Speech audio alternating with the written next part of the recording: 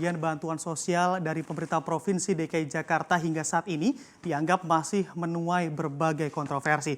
Mulai dari anggaran bansos serta tumpang tindih data penerima bantuan antara pemerintah pusat dan juga pemerintah provinsi. Selengkapnya akan saya ulas dalam Sengkarut Bansos Anies.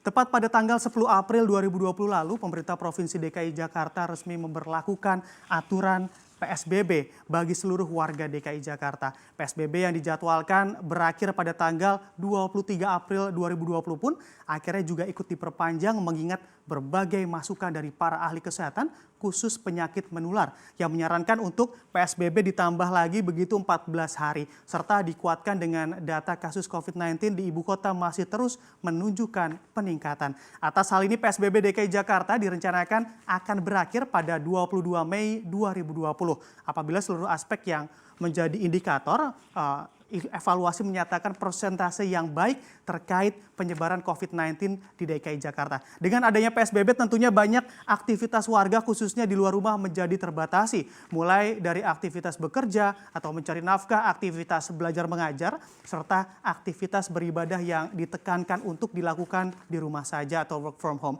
Dengan adanya aturan ini pun memaksa warga untuk melakukan kegiatan sehari-hari hanya dari rumah saja guna memutus rantai penyebaran COVID-19. Alih-alih ingin memutus rantai penyebaran virus begitu, ternyata PSBB juga membuat putus dan terhentinya rantai distribusi berbagai sektor sehingga membuat perekonomian berjalan melambat dan lagi-lagi warga terdampak dari segi ekonomi. Dengan hal ini pemerintah pun tak boleh ambil diam atas kondisi ini melalui keputusan gubernur atau Kepgub yang dikeluarkan sesuai pasal 21 ayat 3 Pergub nomor 33 tahun 2020, Pemprov DKI Jakarta akan memberikan bansos atau bantuan sosial selama PSBB berlangsung. Bantuan yang diberikan berupa bahan pokok seperti beras, makanan protein dalam kaleng, serta makanan olahan dalam kemasan, lalu ada juga alat kebersihan dan keamanan diri. Namun beberapa waktu terakhir sejumlah polemik muncul terkait bansos yang dikeluarkan oleh pemerintah Provinsi DKI Jakarta ini. Sejumlah Menteri Jokowi begitu juga sempat melontarkan kritik terhadap bantuan sosial yang dikaji oleh Gubernur Anies Baswedan. Seperti apa? Mari kita lihat di sini.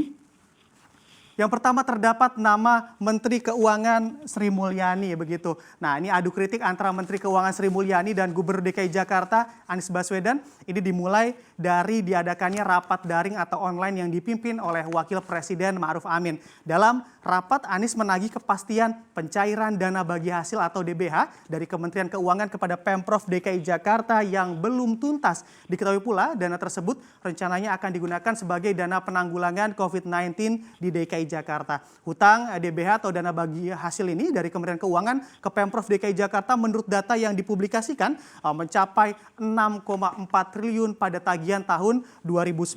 Namun setelah ada beberapa penyesuaian jumlahnya berubah menjadi 5,1 triliun rupiah. Kemudian dana bagi hasil tahun 2020 di kuartal kedua sebesar 2,4 triliun rupiah. Atas pernyataan tersebut selaku Menteri Keuangan Sri Mulyani merespon penagihan dana yang ditujukan olehnya dari Gubernur Anies ini. Dalam konferensi pers APBN pada tanggal 17 April 2020 Sri Mulyani mengatakan bahwa dana bagi hasil atau DBH belum bisa cair karena laporan keuangan pemerintah masih dalam proses audit oleh BPK atau Badan Pemeriksa Keuangan.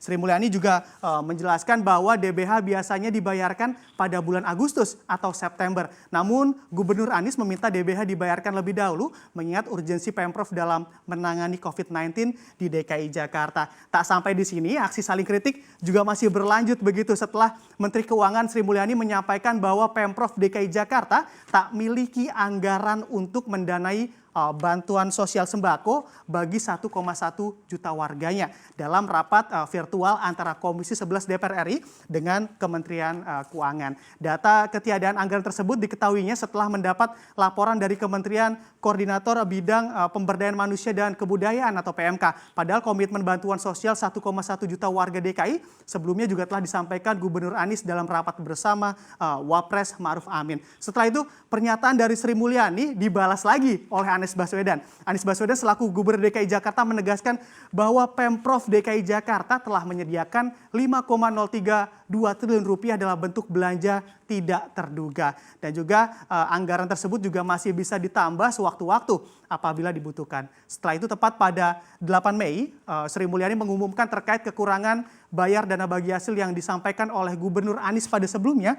Sri Mulyani menyatakan bahwa DBA yang ditagihkan oleh Anies juga sudah dibayarkan setengahnya. Untuk jumlahnya yakni sebesar 2,6 triliun rupiah atau dari total 5,1 triliun rupiah. Dalam hal ini Sri Mulyani juga menjelaskan sisa kurang bayar akan disalurkan setelah rampungnya audit BPK soal laporan keuangan pemerintah pusat. Nah, selain Menteri Keuangan yang juga adu kritik begitu dengan Anies Baswedan, ada juga Menteri Sosial Juliari Batubara juga ikut melontarkan kritik kepada Gubernur Anies. Selaku Menteri Sosial, Juliari menyatakan bahwa Pemprov DKI Jakarta tak sesuai begitu dengan kesepakatan awal antara pemerintah pusat dan juga Pemprov DKI Jakarta pada awal merakit bansos ini. Dalam penelusuran di lapangan setelah memeriksa 15 titik penyaluran bansos di DKI Jakarta, Mensos Juliari menemukan adanya tumpang tindih data penerima bansos. Dan menurutnya hal tersebut menimbulkan kekacauan begitu di lapangan. Dan juga selain Mensos, Menko PMK Muhadjir Effendi